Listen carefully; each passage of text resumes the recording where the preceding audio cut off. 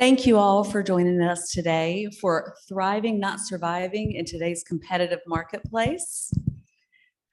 Hold on, cut. We're going to start that again because I said marketplace, not market. It sounds a lot louder than it was earlier. Is it just because I'm holding it? Gotcha. Okay. Okay.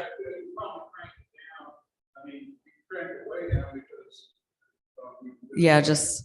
She'll be holding the microphone closer than the other folks. Yeah. Okay.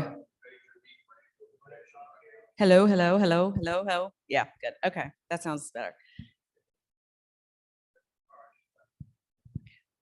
All right, thank you all for joining us today. Okay. I didn't hear it say recording, but It is, yeah. But I'll just will trim it. I'll trim this part.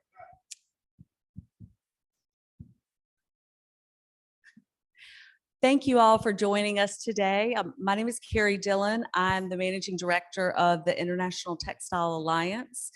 We are the association that produces Interwoven Textile Fair by ITA. And I'm excited to be here today introducing education with Sandy Costello. She will be presenting Thriving, Not Surviving in today's competitive market. But before I hand the microphone over to Sandy, I'd like to tell you a little bit about her. With more than 6 decades in the fabric and textile industry, Sandy Costello is a master at staying a few steps ahead of the competition. A native of Nashville, Tennessee, Costello sold her Costello Designs retail showroom and manufacturing operation and moved to the Palm Beaches in 2000. A savvy entrepreneur, Costello founded Draperies of Palm Beach, filling a niche market that designs and manufactures high-end draperies, luxe bedding, and select custom upholstery pieces. Building up a steady and loyal customer base from Miami to New York, Costello was uniquely positioned to acquire a notable family-owned shop, Mac Fabrics, in 2018. Fast forward 5 years, and the hometown version of Mac Fabrics has relocated, evolved, expanded, retooled, and rebranded into the Mac Fabrics and Design Center, representing one of the largest, most respected upscale home decor retail businesses in South Florida. The Mac Design Center encompasses 85,000 square feet, featuring 1,000 rolls of luxury fabrics, a room dedicated to trims, a wallpaper salon, an indoor-outdoor section that boasts the latest and largest high-performance fabric inventory, and a staff of in-house design specialists who offer the highest standard of customer service. In the fall of 2022, Costello launched the new Mac Home Showroom, featuring stylish, trend-forward setting of private label furnishings, distinctive home accessories, artwork, lighting, and chandeliers. Across the street, in its own boutique shop, is the Mac Fabrics outlet store, and nearby is the 8,000 square foot state-of-the-art custom upholstery workshop.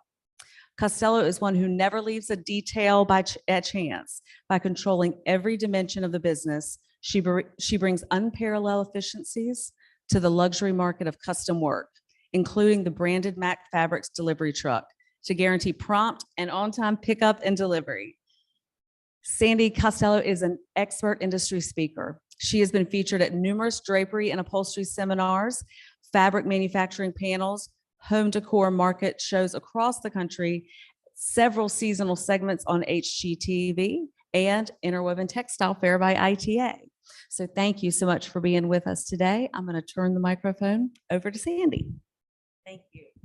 Thank you, Carrie, so much for that lovely introduction. And I'd like to also thank Interwoven for extending the invitation to come tell my story. I have an interesting story that spanned a lifestyle as well as a longevity project that's turned into a career. So with that, I'd like to just tell you a little bit about what I'm going to be talking about today. I have 5 points that I'm going to share with you on how to build a business and how also to sustain it. We're hearing the word sustain a lot more in today's market, and we want to sustain it not only for a year, but for 2 years, 5 years, and 10 years down the road. So I will be sharing those points with you today as well. So to get started, I just want to say a little bit about my very beginning and how my story actually started. When I was 6 years old, I sat on the lap of my grandmother, and her name was Carter Lee Farmer. And she was a little lady in Murray, Kentucky, 15,000 people in our little town. And she was the little lady that made all of the beautiful wedding dresses and ball gowns for the ladies that were in our town. And I helped her not only with the cutting and so forth, I enjoyed being with her. And the most important times of my life were scanning all of the fabric stores and touching and feeling all the beautiful fabrics. I also enjoyed watching her cut the patterns. I learned how to do couture sewing, to do tailoring for couture dresses and so forth.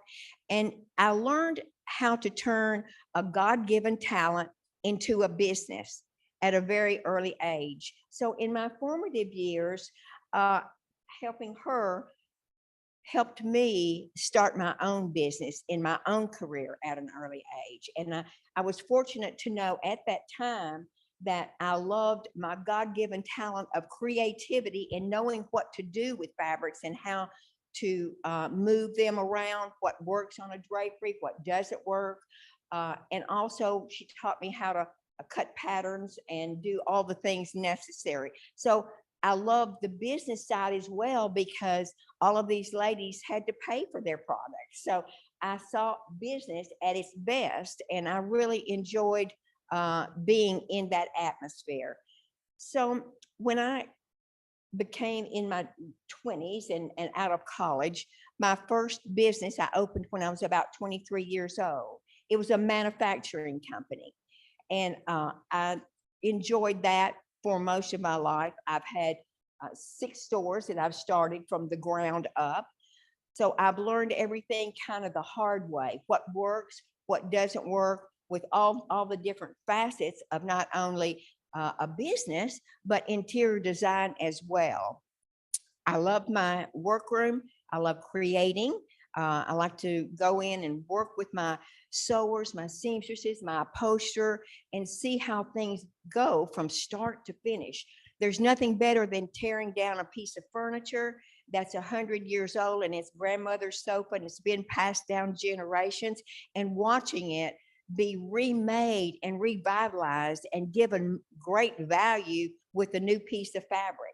So that's what we do at Mac Fabrics. And it's just been my pleasure to be in this industry. I first want to start with point 1. We're going to be doing 5 points today. So I'm going to stay with my notes so I don't miss anything. I had an opportunity about 6 years ago when the real story starts to buy a 65-year-old historical West Palm Beach fabric store. It had been in their family for about 3 generations, but I was just at the right time, at the right place, and God opened a door for me, and I had 24 hours to decide whether I was going to buy this or not and couple it with my existing manufacturing and interior design business. And I knew from the first moment, being the entrepreneur that I am, I knew I was going to buy that store. But my family kept saying, "Oh, mother, please don't do it. Don't do it. You need to retire. You've done so much. You know, let's retire and travel and go." No, I've got something else in me. I'm going to build one more store. This is going to be my crowning glory. So I bought Mac Fabrics. Well, I had never bought fabric in a business. I had bought it for projects and so forth. But to buy fabric to stock in a business is totally different. So when I bought Mac Fabrics, I got it lock, stock, and barrel. I got a 10,000 square foot building with racks and racks and racks of thousands of yards of fabric. So I'm going, oh my gosh, what are we going to do here? So we moved it over to a new location And it took 16 trucks and 3 days to move everything over to the new 8,500 square feet. And when I did that, Mac Fabrics and Design Center was born. Because when I decided to buy Mac Fabrics, I knew that if I was going to grow the business, I couldn't sell just fabric. So the magic word I want to say for point one is you have to add revenue streams. So we started with fabric and my upholstery shop, my drapery workroom, and that's where Mac Fabrics Design Center was born. The next revenue stream I added was a wallpaper room. And that worked out okay. You just ask the wallpaper companies to donate their books. You put them in a room and you've got another revenue stream. You don't have to be an authority on wallpaper to sell it. Your customer will buy it from you by just going through the books. Now, my designers also go through the books and pick out the paper to make the a job complete. And so that's just another revenue stream as well. So I also added trim. We have leftover trims and we have trims that we purchase. So that is in one room and it's a fun place for my customers to go and work and play. The next thing I added was obvious. We've got the customer coming in the front door. Why would we not sell them a hard shade? Because we're doing their draperies, we're doing their bedding, you know, we're selling them the fabrics for their sofas and chairs and for their draperies. So we added hard shades, just another additional revenue stream. And when you least expect it, you'll sell a $40,000 or $50,000 project, because if somebody has a new house, that's what it takes to put the privacy on the windows or the light filtering or whatever their needs might be in their home. So that brings us up to about 5 or 6 revenue streams that we have added. And then last year, between Christmas and New Year's is probably the slowest time in our business. And I was bored. So there was a building across the street, 1,200 square feet, that came available. And I told my staff, I said, let's go look at this building. I think we need to open an outlet. So in 7 days, we had an outlet open. So now we've got a big store of 8,500 square feet, an outlet across the street. And then 2 miles down the road, I've got a 9,000 square foot manufacturing company and upholstery shop. And that's where we also receive all of our furniture, which I'm going to speak about in a minute. So I want to give you some hard numbers. I want to tell you that year one that I had the store and I added the 4 revenue streams, my gross sales grew $250,000. Just by adding those few revenue streams, which are additional purchases for somebody that walks in your building. You've got a captured audience. You want to put as much in your sales building as you can that you can sell. So then I thought, okay, I'm going to really jump out here and I'm going to make a big difference. And I decided that I was going to add furniture. I wanted to add vignettes of furniture. So this is the last thing that I have added. And I started about 2 years ago buying everything that I loved, from rugs to chandeliers, to furniture, to accessories, lamps, anything that is beautiful. That's what we do at Mac. If it's beautiful, we buy it. If we don't want it in our building. So after about 1.5 years, I had 6 storage rooms, my living room, my garage, and my children's garages full of all this interior design, furniture, and home goods that I had bought. So then we were able to secure 3,000 square feet in my existing building. And it is area that has a 22-foot ceiling and with natural light across the top. We took everything out of that area, we whitewashed it, and then we made it into an area that we could put all of our vignettes in.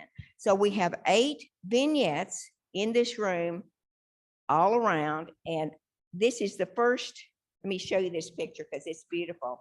This is the first 2 vignettes that I designed. And when I finished doing this, it took me about 2 days.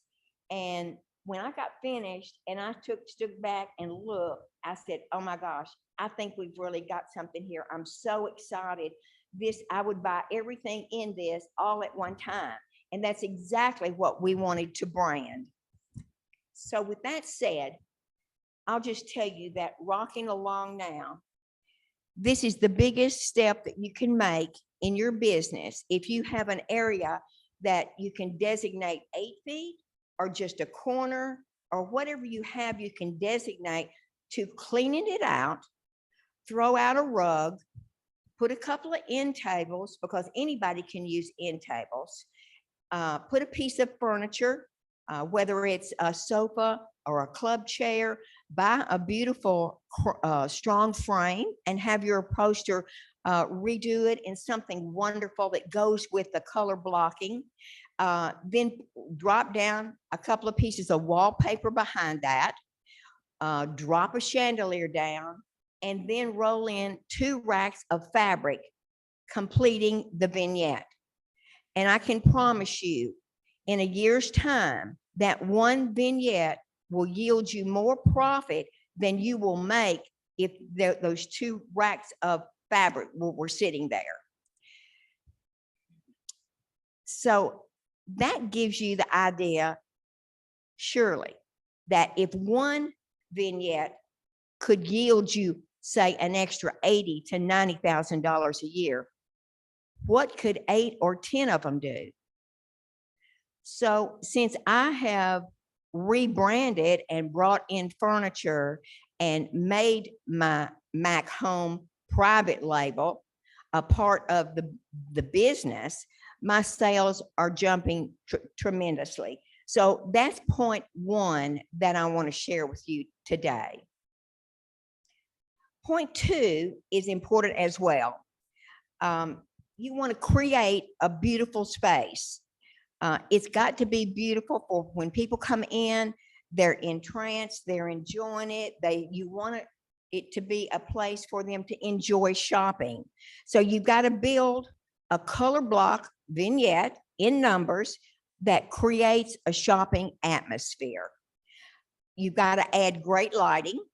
Everything that has a light on it shines better and shows exactly the value of that particular product. The third thing is you want to be able to add a revenue stream with your racks and your fabrics, coordinating with the furniture, the whole vignette, and let that be a focal point in your fabric store. That takes you to a completely different level. And I can promise you people will be talking about it when they shop your store. You want to, the last thing is you want to eliminate clutter when you're making your vignettes, because everything needs to be clean and attractive. The third thing that you have to do is make a special, successful buy for your fabrics. The first thing you need to bring to the table when you're working with your vendors is you need to know your customer.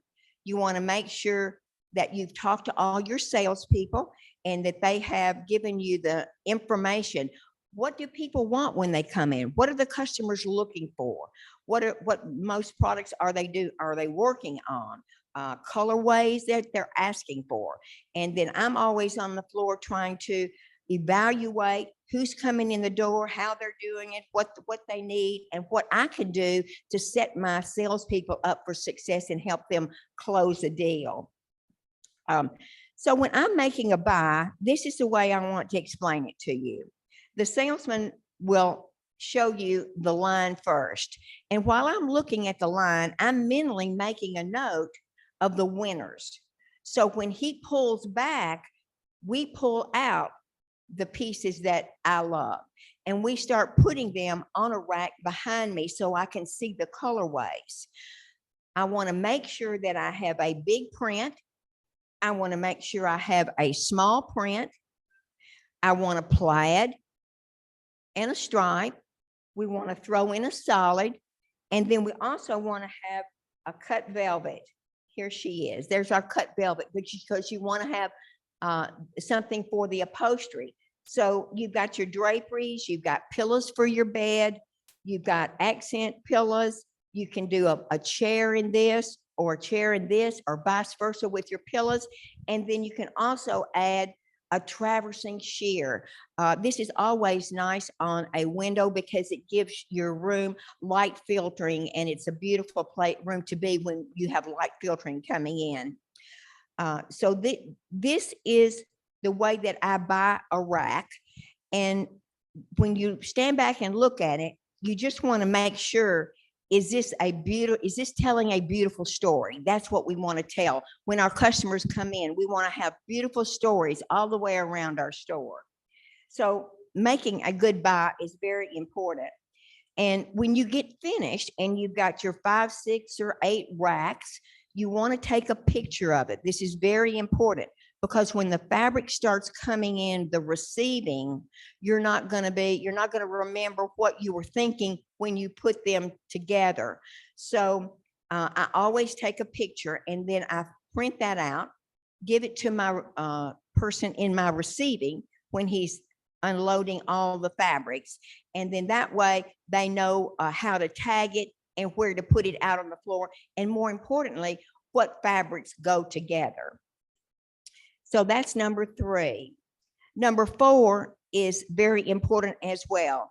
You've got to educate your employees. And I don't mean book education.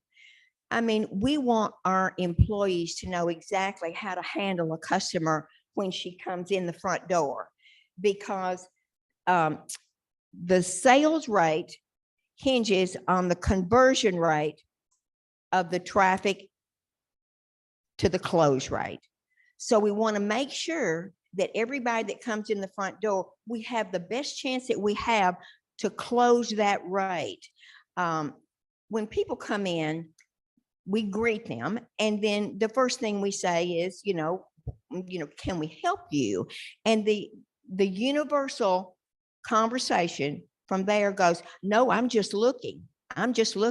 Well, I don't want you just looking in my store. I want to direct you to the area where we need to be so we can close a sale with you. So we have come up with the phrase, what's your project? The minute you ask a customer, what is your project? The arms come down, the wall comes down, and you can find out exactly why they're there. They came through the door for a reason. They came because they want to spend money, and you have to direct them, or they will just walk out and be overwhelmed with everything you have in your building. So once you say, what is your project? The first thing they'll either say, well, I need some red fabric for a sofa. I just bought a house. I need draperies. I need wallpaper. Or my grandmother died and left me her beautiful sofa, and I need to recover it. So that gives us a clue of exactly where we want to go with our proposal for her, and how we want to focus in and direct her to where she needs to be for her particular project. We want to inspire our winning teams that we're working with to be able to do this. And the best way that I know to inspire a team is this cute story. I have an excellent designer. His name is David. And when I brought furniture in, it was kind of foreign for all of my team. So it's taken them a while to gravitate to the value that we have added to the business with all this furniture. It is a little bit overwhelming. So after about 6 months, David finally sold his big piece, and he came running into my office. Miss Sandy, I just sold that $6,000 sofa. I said, oh, David, that's wonderful. He said, and I think she wants the end tables and the rug and the chandelier. I said, oh, great. Let's just go down and make sure she does, and get Jason to put it in the truck and get it delivered to her today. So with his excitement, he energized the whole team. Everybody else was saying, well, I want to sell one of those sofas. I want to do this. I want to do that. And so now everybody's really working hard to sell those extra pieces that they were scared of before. And I can tell you, when you start selling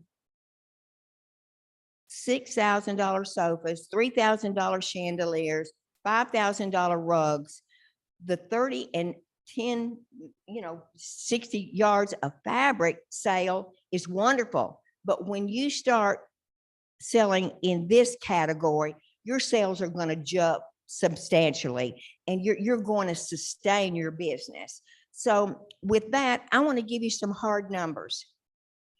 Year one, as I said, we grew the business $230,000. Year two, we were about that, but we were in COVID. So we had to take that into account. From there, we jumped up to 350,000. I increased it 500 last year. And with the looks of where we're going by adding all of our revenue streams and making our business more valuable in more different revenue streams, we're going to probably increase it $1 million next year. So this is how I have done it. And I'm wanting to be able to share these points with you because I think that if you just take one or two things away from this seminar today, you will be able to increase your sales dramatically. Another thing I wanted to add is if you have an opportunity to have a mentor, that is so important in our industry. Even if you started a little roundtable group with 3 or 4 local business people that would be interested in bouncing off ideas and thoughts, that's just invaluable to secure a mentor. And also, I would encourage you, if you're not already, to monitor your sales every day. I start my day off at my workroom, then I go to my big store and I am going over the sales from the day before. I want to know what we sold because that's going to make a difference in what my workroom is doing 2 months down the road. If we've sold a bunch of furniture, I've got to bring in more furniture. You just have to monitor where you are at all times and monitor who is selling and how they're selling. Also, with your advertising, that's very important to brand a business. I threw $50,000 my first year that I bought Mac Fabrics because it had not been branded at all other than a 65-year-old fabric store. So I had to rebrand it into a design center. And I can tell you 3 years of that kind of money in advertising will totally rebrand it by you in the right places with magazines and local advertising as well. If you can also add someone that is excellent in social media and Instagram and those kinds of things, that is major to jump people coming in the front door to add value. And she's also added events. So we have a beautiful showroom that we wanted to show off and have people come in.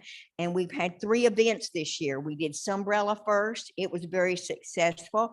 Then we had Madcap Cottage. I have a vignette of all their fabrics and furniture. And Jason and John came in from North Carolina and we did a wonderful event with them.